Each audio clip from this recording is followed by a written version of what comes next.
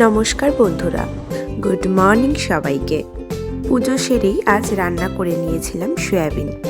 সব কাজ সেরে আমি আর শিবাঙ্গী মিলে ঠিক করেছিলাম আজকে একসাথে লাঞ্চ করব।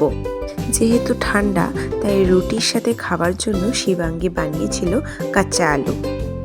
আমরা দুজনেই প্রায় দিনই দুপুরের খাবারটা এভাবেই খাই, তাই মজাও হয় আর সময়ও কেটে যায়। আর এই যে বেলুনের মধ্যে এত আর্ট দেখছেন, এই আর্টগুলো করেছে হচ্ছে এই আর্টিস্ট।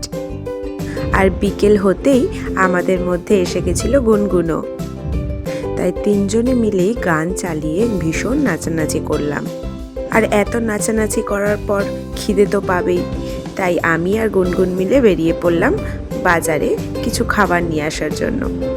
বাড়ির থেকে বাজার খুবই কাছে, কিন্তু এই ঠান্ডায় বাইরে বেরোনোটাই যেন একটা যুদ্ধ।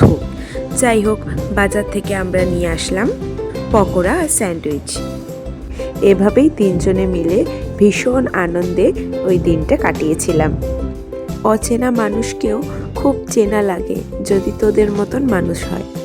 তাই আজকের মতো টাটা বন্ধুরা, দেখা হবে নেক্সট ব্লগে।